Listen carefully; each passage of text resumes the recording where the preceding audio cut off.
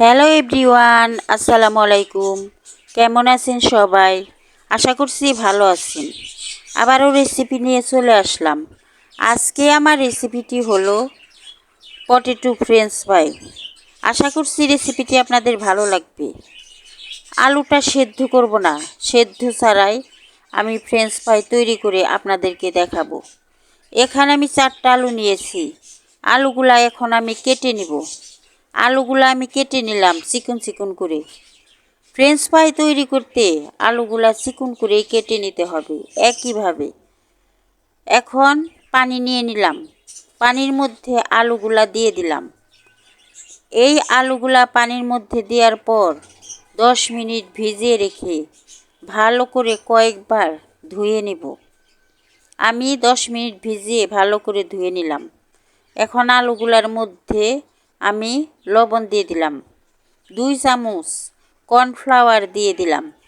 যাদের কর্নফ্লাওয়ার নেই তারা এখানে ময়দা ব্যবহার করতে পারেন, আটাও ব্যবহার করতে পারেন, চাউলের গুঁড়াও ব্যবহার করতে পারেন। আমি কর্নফ্লাওয়ার দেওয়ার পর ভালো করে নেড়ে চেড়ে সবগুলা আলুর মধ্যে আমি কর্নফ্লাওয়ারটা মিশিয়ে নিলাম। এখন ভাজার জন্য চুলায় চলে যাব। ভাজার জন্য চুলায় চলে গেলাম। চুলায় প্যান বসিয়ে দিলাম। প্যানে বেশ পরিমাণ তেল দিয়ে দিলাম।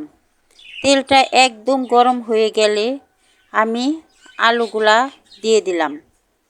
এই আলুগুলা একবারে ভাজবো না, আলুগুলা 2 বার ভাজবো।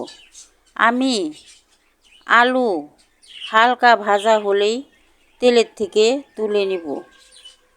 তেলের থেকে তুলে ভালো করে ঠান্ডা করে আবারও ভাজবো।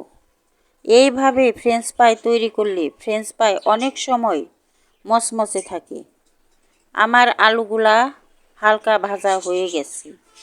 এখন আমি এই আলুগুলাকে তেলের থেকে তুলে ঠান্ডা করে নিব।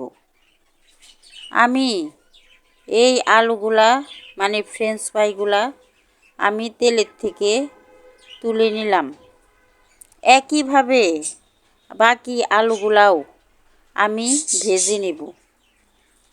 আমার সবগুলা ফ্রেঞ্চ ফ্রাই তেলের থেকে তোলা হয়ে গেছে। বাকিগুলাও ভেজে নিলাম। এখন একটা স্টিনারে ঠান্ডা করার জন্য রেখে দিলাম। ঠান্ডা হয়ে গেছে। এখন আবারও চুলায় চলে গেলাম। চুলায় প্যানে গরম তেল হয়ে গেছে। এখন এর মধ্যে আমি আবারও ফ্রেঞ্চ ফ্রাইগুলা দিয়ে দিলাম।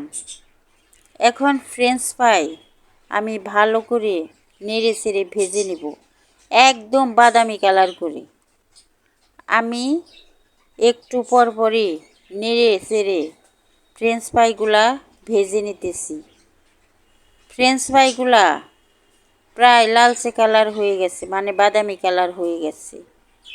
একদম বাদামি কালার হলেই আমি ফ্রেঞ্চ ফ্রাইগুলা তেলের থেকে তুলে নিব। বাকিগুলাও একইভাবে ভেজে নিব। আমার ফ্রেঞ্চ ফ্রাইয়ের কালার এসে গেছে, মানে একদম লালচে কালার হয়ে গেছে।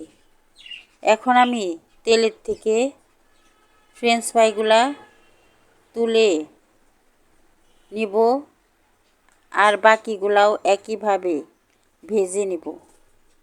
আমার ফ্রেঞ্চ ফ্রাই তোলা হয়ে গেছে। এইভাবে একবার ফ্রেঞ্চ ফ্রাই তৈরি করে খেয়ে দেখেন। দোকানের স্বাদ আর বাসার ফ্রেঞ্চ ফ্রাইয়ের স্বাদ একই পাবেন। যদি আমার রেসিপিটি আপনাদের ভালো লাগে তাহলে একটা লাইক দিয়ে সাবস্ক্রাইব করে আমার পাশে থাকবেন। ধন্যবাদ সবাইকে।